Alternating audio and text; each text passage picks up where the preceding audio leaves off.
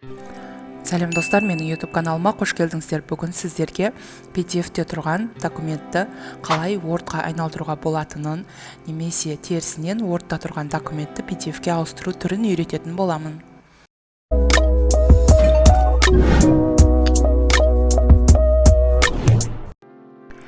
Ол үшін біз Google-ға PDF to Word деп жазасыз. Немесе ауыстырғыңыз келген болса, Word-тан PDF болса, Word to PDF деп жазуыңыз керек болады.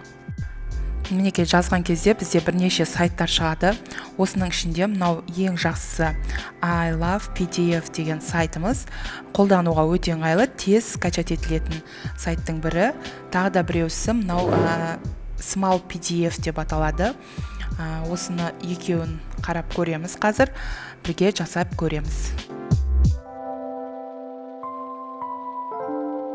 Неке бірінші сайтымыз ол I Love PDF деп аталады. Осының ішіне кірген кезде Select PDF файл дегенді басамыз. Және компьютеріңізден PDF файлды таңдауыңыз керек болады. Неке файлды таңдағаннан кейін астындағы Convert to Word, яғни Word-ға айналдыр дегенді басуымыз керек. Және бірнеше минуттар күтесіз. Мінекей енді Download Word деп скачать етіп аласыз компьютеріңізге, және Word түрінде сіздің компьютеріңізге түсетін болады.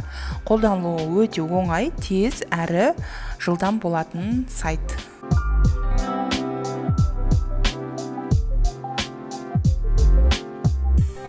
Екінші сайтымыз ол Small PDF деп аталады.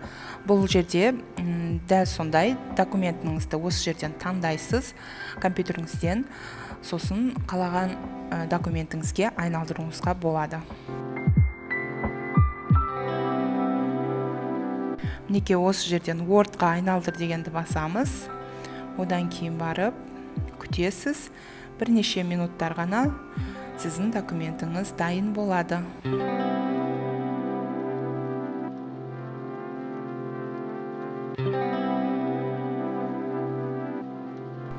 Мінекей біздің Word-ға түскен документіміз дайын болды. Осылай Word-ға айналдырып алып, ішіндегі жазуларын, суреттерін қалағаныңызша ауыстыруыңызға болады.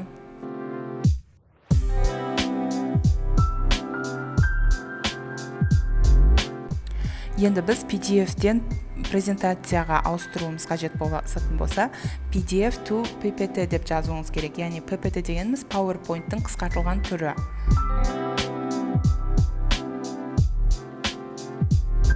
Бұл жерден де дәл солай PDF файл дегенді таңдауымыз қажет.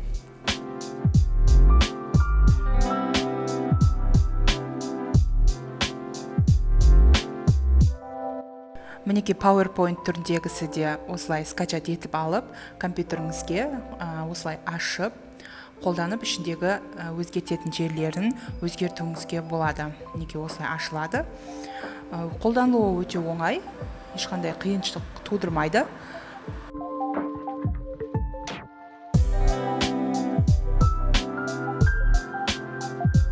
Құжаттарыңызды PDF түрінен, Word түрінен, PPT түрінен басқа да JPEG түріне, кез келген түрге осы әдісті қолдана отырып ауыстыруыңызға болады. Сізге қажеті Google мен интернет қана, яғни қолданылуы өте оңай. Видеом сіздерге ұнады деген ойдамын. Егер ұнаса, видеома лайк басып, комментарий қалдырып, мені қолдап отырсаңыздар. Келесі видеода көріскенше.